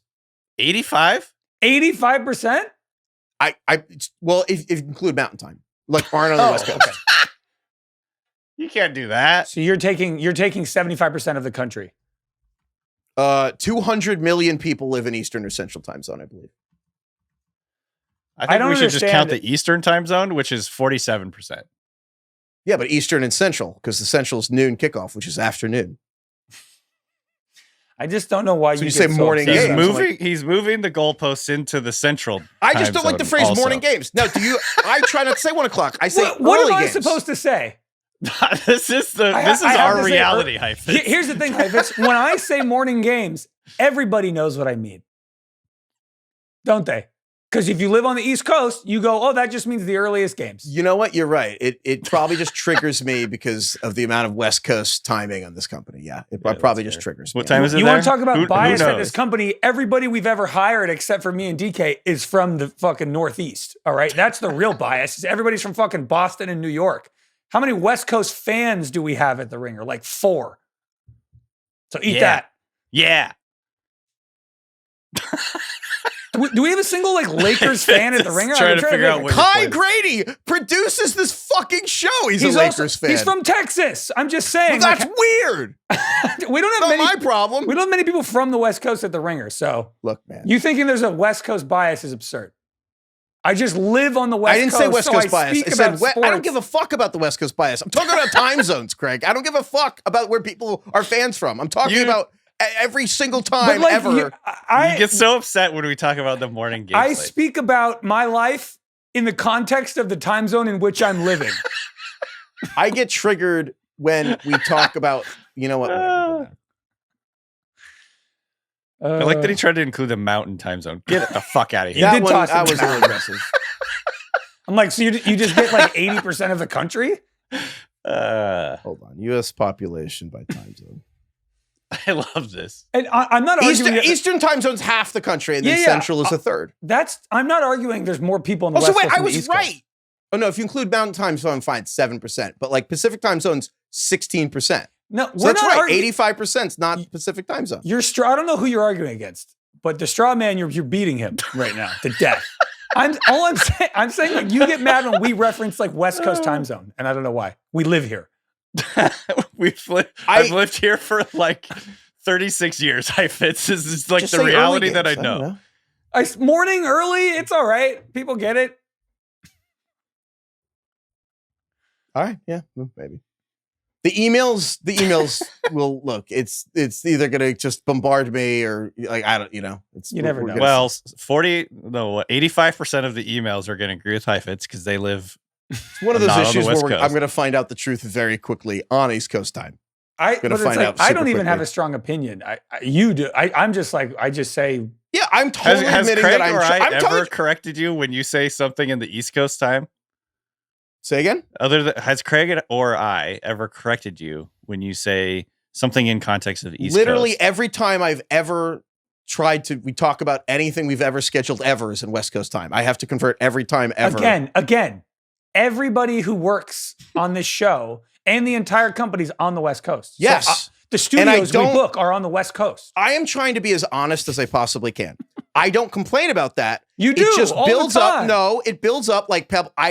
It's like a small infinitesimal annoyance torture that we deal with 30 times a day that just builds up. And then once every couple weeks that you guys say morning games, all of the rage from the last 3 weeks of converting Pacific time to Eastern time comes out. And then I'm like, fucking 1 o'clock. And then I feel better about the last 2 weeks. And that's just the truth. I'm not even saying that's good or bad. That is what's happening. In your defense, Heifetz, when we go to the Combine, which is in Indianapolis, which technically is on the East Coast, I guess, it feels like you're living on another fucking planet. You can't believe we're fucking 3 hours ahead of everyone on the West Coast. It's like our day is almost over by the time people are waking up on the East Coast or on the West Coast, I should say. Yeah. So it is weird. I empathize with you, but I think also just stop getting mad at us when we say morning games. I'm probably going to keep doing it. He just gets upset when he gets the conversions wrong. He gets very mad. He's been flipping them. So he's starts saying West Coast time is 3 hours later. No, I'll tell you what happened. We were on the West Coast for so long that I just change everything by 3 hours. So we started talking. We're going to record at 2 today, but I was with you guys. So I'm like, oh yeah, 2, that's 5. So I kept getting every fucking time wrong. Yeah. But yeah. Anyway, what should we keep this? Does anyone give a shit about anything we just said? We'll see. Probably not. Anyway, there's other defenses. I don't. Whatever. The Patriots. I will say, Patriots are playing the Dolphins, Steelers, Panthers next 3 weeks. I kind of wonder if I don't know, Mike Vrabel versus the very weak Dolphins team, and then I am curious what happens. The to the wagon and that is Pittsburgh. Yeah, but then Carolina. I'm like Mike Vrabel team. At least 2 of those are going to be good matchups. Miami and Panthers, and then the Colts. I don't know, the Broncos week 2, but then they play the Titans week 3. So I just want to throw all those defenses out. Yep. Okay. I don't know if anyone's listening. If a tree falls in the forest, what do you want to say, Heifetz? I want to say thank you. Thank you to you guys for understanding. Thank you to DK. Thank you, Craig. Thank you, Carlos. Thank you, Kai. Thank you, Austin. Thank you, Ronak. Thank you, everyone, for listening. Our rankings each week are fantasyfootball.theringer.com, Instagram, which is, honestly, it's really fun. Instagram, TikTok, Ringer Fantasy Football. Emails to ringerfantasyfootball@gmail.com for fantasy courts. We want those on Wednesdays. Emails more trivia, ringerfantasyfootball@gmail.com. It has to be a number so we can get it wrong with appetizer, calories, or whatever. Make it topical or whatever we're talking. Emails to ringerfantasyfootball@gmail trivia. Thank you everyone for listening.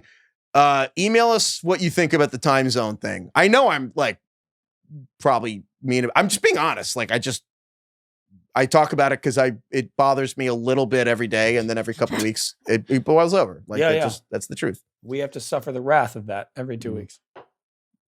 Thank you, Lord. Lord. Thank you, Ludacris. Nice. Luda. How come? I don't know. Okay.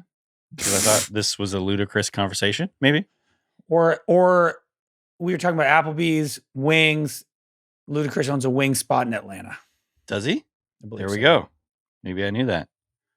It's just the morning game thing. It's so West Coast. It's just so like, it just bothers me, man. I think it bothers you because it's better. It's a better time for the game. No, I think it's because it's like, I honestly, I think football is so ingrained in me. It's the afternoon. Ludacris is chicken and beer. It's now available at LAX. What? Oh. Wow. That's crazy. Oh, wait, like he made the album into a restaurant? I guess so. That's a good idea. I love that Ludacris in Fast and Furious is like the mechanic in the first movie. And then by he's the guy who puts nitrous in your car, and then he like is building spaceships so that you can drive your car to the moon. Yeah, 3 movies later, it's like, I hacked into the NSA. Yeah, he's like, don't worry, I can handle this. You guys I've taken over this Russian satellite. Thanks, nitrous guy. Yeah, from the like auto body shop, he's like hacking into the White House. It's pretty sweet. He really stepped up. He did. I like that they were talking about it, and they're like, yeah, no one knows how computers work. It's fine. It's totally fine. No one's going to say anything. Oh, shouts out Fast and Furious. Shouts out Dom Toretto. We're all family. Ludacris played the Linden Fair like a couple years ago, which is this big. It's the Northwest Washington, or what is it? The Northwest Washington State Fair. I don't know exactly what it's called. We call it the Linden Fair. Okay. But it's like this big deal, and he played there, and it was just like, man, a lot of 35 to 45-year-old people there. It was like, I didn't go, but this is what I heard. It was just like everyone from my exact generation, and that was it. I didn't go, but that's what I heard. Yeah. Well, I have a lot of friends that went because all my friends are 35 to 45 years old, and then you guys, and then us.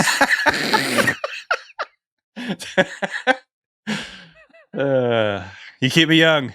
What can I say? I feel like I'm aging you. I'll teach you how to play chess next time I see you. All right. Well, I'll probably get bored about 15 seconds into your explanation. I'll have to give you an iPad. You know, there's like the memes of like Scarlett Johansson when she's crying in that one movie. I don't even know what movie. It's the one with like she's like Marriage Story or something. Yeah, and she's just like, and that's like how I get after about 5 seconds of someone trying to explain the rules of a game to me. I'm just like, no, I can't do this. This doesn't work. I know it is actually. There's nothing worse than when you're at like a weekend away with, and somebody's like, "I have a new board game we could play." Okay, I have a board games take. Yeah, we've been going too long. I guess we don't have time for this. Just get the problem is with a lot of these games, it's like once you do learn the rules, it is really fun. But getting everybody to buy in to the 20 minutes of like everybody fucking listen. It's 11 p.m. on a Saturday night. Focus. Craig, Skippy, she has taught me to play cribbage, I think 7 or 8 separate times, and I forget because there's like so long goes by. They're all so fun once everybody knows the rules and there's buy-in. It's great. It's just hard to get there. Board games are the easy litmus test for whether you had a happy family or not. Because like literally it's so clear, like, oh, you guys could just all be in the same room for 3 hours and screaming at each other. No. And I'm like, oh, okay. It's just such a tell. My family couldn't play Uno. My brother and I couldn't sit next to each other playing Uno. We could be across from one another because then you can't directly attack them. But if him and I were next to one another, it was a problem. I think board games and card games and things of that nature, it activates the same. I don't know if there's any science behind this, but I feel like for me there is. So no proof for you if you don't think this is true. But it activates the exact same part of my brain that I use when I'm working. So when I try and play any of these games, I'm like, This feels like work. What am I doing? I'm on my break right now. I'm off work. Also, I don't want to be doing this. The fuse is so much shorter playing board games for a reason I can't explain. It's like road rage. People just get more mad playing board games. Dude, the Dimitri Martin, he's like, all board games are the same. Which of my friends is a massive asshole? Yeah, totally. I like Ticket to Ride, though. That's good. That's really funny. I actually love, this isn't even a board game, but I love Uno. I like card games. I learned to play Uno at 24. I like drinking card games. 2 couples taught me. Shout out my friends Claire and Andrew. 2 couples taught me. And I genuinely thought both were going to break up during the game. Yeah, I can get that. And I was staying at their place. And I was like, I'm going to have to go somewhere else. Like, they're actually going to, both couples are going to not survive this game. Have you guys ever played a game called Back Alley Bridge? It's the best. No? I'll teach you. We'll play one night. It's really fun. DK, it'll only take 20 minutes for you to learn how to play. Honestly, I think the hardest I've laughed as an adult was trying to learn how to play Pinochle, which is a card game for like very old people. I don't know how to play Pinochle. Great name, it's hilarious. Anyway, feels like work. Goodbye, everyone.